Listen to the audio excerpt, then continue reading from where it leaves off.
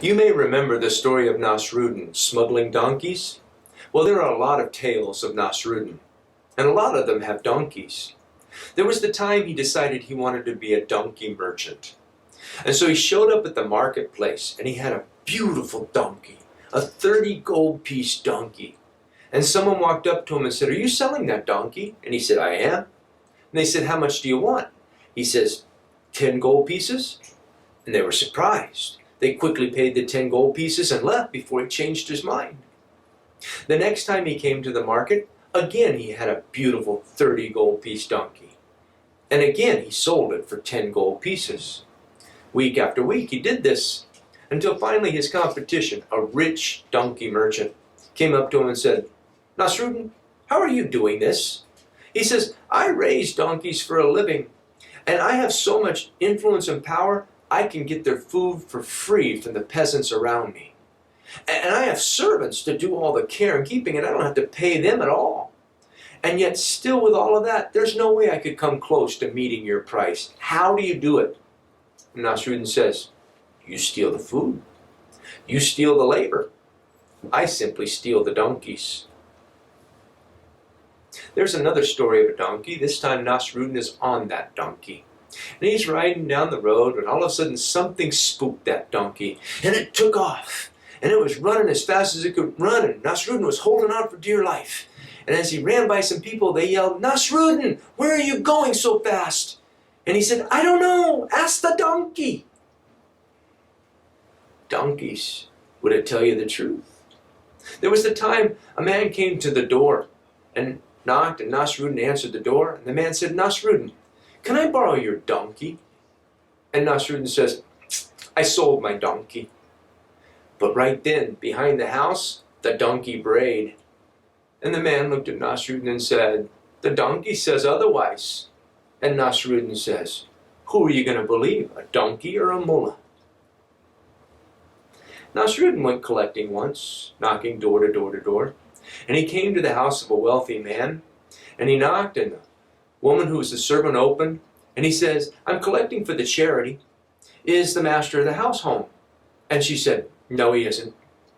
And he said, "Oh, well, tell him that I came by and tell him what I was doing. Oh, and one other thing. When you see him, tell him next time he goes out, he should take his face. He left it up in the window." Nasruddin one time was out in his front yard, poking around in the grass, looking for something. And people came up and said, "Nasruddin, what are you doing?" And he said, "I lost my keys." And they said, "Oh, well, we'll help." So he had 4 people around him, all poking around in the grass. But after a couple of hours, one of them said, "Nasruddin, this is no good. Your keys aren't out here." And Nasruddin says, "I know that." And they said, "What do you mean you know that?" He says, "Well, I lost the keys in the house." They said, "Why are we looking for them out here?" He said, "Because the light's so much better." One time, Nasruddin was asked to be the judge. He's such a wise man.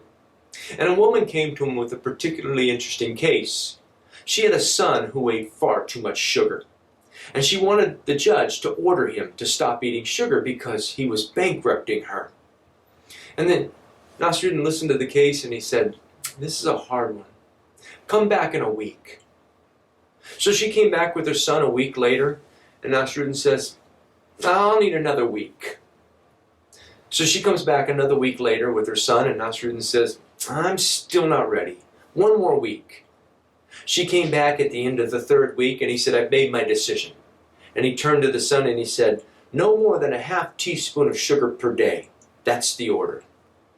And she says, "Thank you for the order, but why did it take 3 weeks? And Nasruddin said, "Well, I wasn't going to order him to do something I couldn't do myself. I didn't realize how long it would take to take sugar out of my diet." He was such a wise judge and a respected teacher that he became friends with the emir, the prince. And so the prince asked him once if he'd like to go hunting with him for bears. And Nasruddin went along. The next day in the tea house, people gathered around Nasruddin and they said, "What was it like? Did you have a good time?" He said, "It was marvelous." And they said, "So you shot a bear?" He said, No, I didn't shoot a bear." And they said, "Well, but you chased some bears. And he said, well, no, I didn't chase any bears. And they said, did you even see any bears? He said, no, didn't see any bears. And they said, well, how could it be such a good time? And he says, listen, when you feel about bears the way I feel about bears, not seeing a bear is a marvelous thing. Another time in the tea house, everyone was talking about being buried.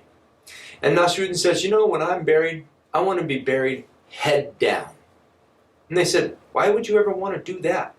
He said, think about it. I lived my whole life with the head up on top, and this hasn't turned out so great.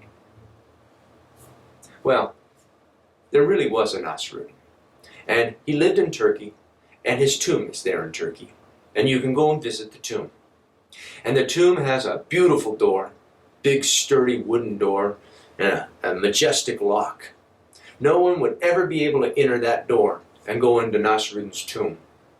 But as a final joke, Nasruddin built a tomb with no walls. There is a marker, however, and the marker says that he died in the year 386. This is the Islamic calendar, so that would have put it sometime in the 1000s. The trouble is, we know that Nasruddin lived closer to the end of the 1200s. In reality, the number is head side down. You've got to flip it all upside down, and 386 becomes 683. And that's when Nasruddin died. So why 386? Because in Arabic, each letter of the alphabet represents a number. And the three letters that 386 represent make the word shuf. Shuf is the word to look. And all his life, Nasruddin was getting people to look. And that is my story.